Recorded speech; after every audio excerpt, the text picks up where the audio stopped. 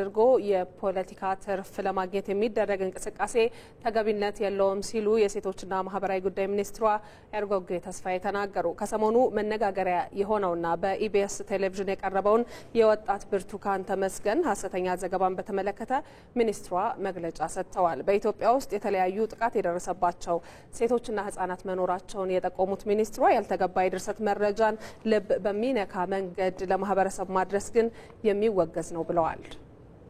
ስሜት ቀስቃሽ ኮርኳሪ የሆኑ ጉዳዮች ተለይቶ በመውጣት በማህበራዊ ሚዲያ ላይ የሚደረጉ ጉዳዮች ምን ያህል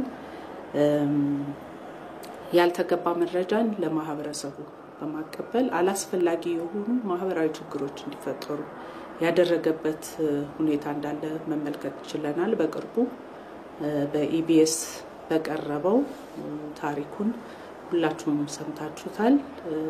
እንግዲህ ልብ በሚነካ መንገድ ድርሰት በደንብ ተደርጎ ተሰርቶ ላልተገባ የፖለቲካ ትርፍ ለማግኘት ጥቅም ለማግኘት ተደርጎ የቀረበበት ሁኔታ በእጅጉ የምናወግዘው መሆንም የማይገባው ኢሰብአዊ የሆነም ድርጊት ነው ብለን ነው ምናምነው። ምክንያቱም የሴቶችና ህፃናትን ጥቃት መከላከል የምንችለው በእንደዚህ አይነት መንገድ አይደለም።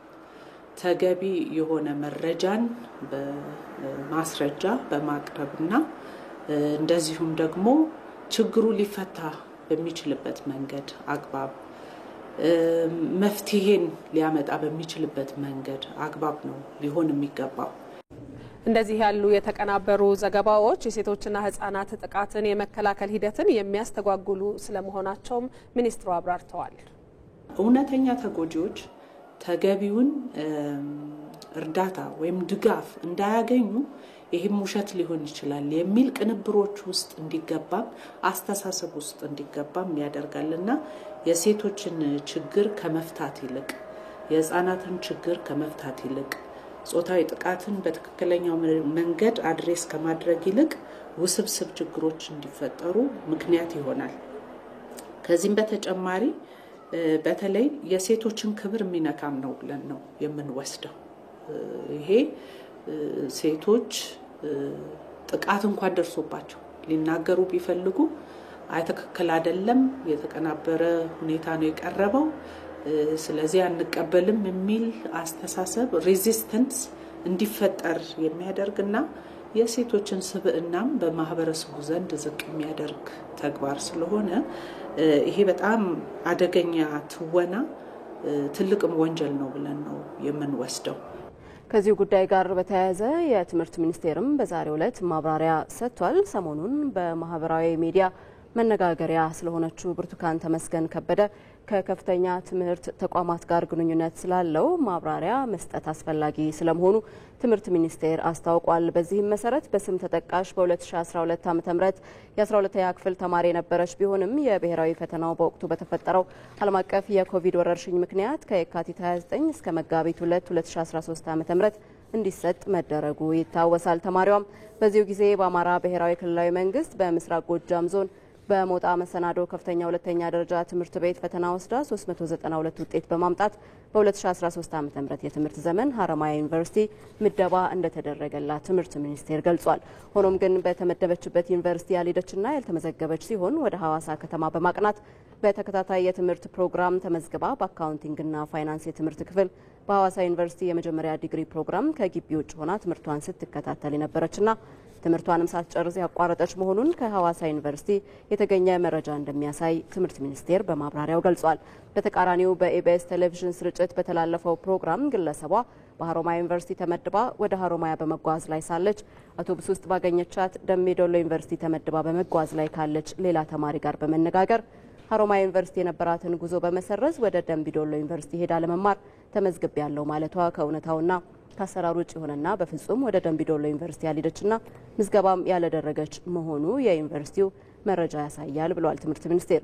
በዚህ አጋጣሚ ማንኛውም አይነት የአዲስ ተማሪዎች ምደባ የሚከናወነው በትምህርት ሚኒስቴር ብቻ እንጂ በዩኒቨርሲቲዎች ደረጃ የማይፈቀድ መሆኑንም ትምህርት ሚኒስቴር አስታውቋል። በመሆኑም በማህበራዊ ሚዲያው እየተሰራጩ ያሉ መረጃዎች በከፍተኛ ትምህርት ተቋማቱ ጋር ካለው እውነታ ውጪ የሆኑ መሆኑን እንገልጻለን። ይህንኑ የሚያረጋግጡ መረጃዎችም ከዚህ ማብራሪያ ጋር ተያይዘዋል ብሏል ትምህርት ሚኒስቴር።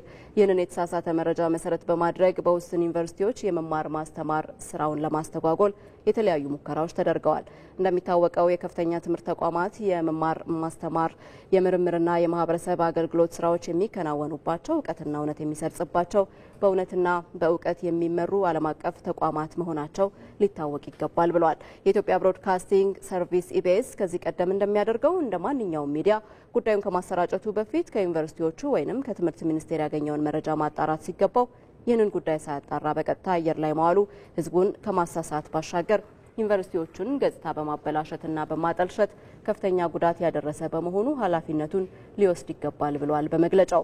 ስለሆነም እንደዚህ አይነት የፈጠራና የሐሰት ቅንብሮችን መሰረት አድርጎ በከፍተኛ ትምህርት ተቋማት ላይ የሚደረግ የመማር ማስተማር እንዲሁም የምርምር ስራዎቻቸውን ሊያውኩ የሚችሉ ማንኛውም አይነት እንቅስቃሴና ተግባር ፍጹም ተቀባይነት የሌላቸውና ይህንንም ሆን ብለው በሚፈጽሙና በሚገፉ አካላት ላይ ከፍተኛ አስተዳደራዊ እርምጃ አለፍ ሲልም በተቋሙ ንብረትም ሆነ በሰው ላይ ለሚደርስ አደጋና ጉዳት ህጋዊ እርምጃ የሚወስድ መሆኑን ሚኒስቴር መስሪያ ቤቱ ማሳሰብ ይወዳል ብሏል ትምህርት ሚኒስቴር።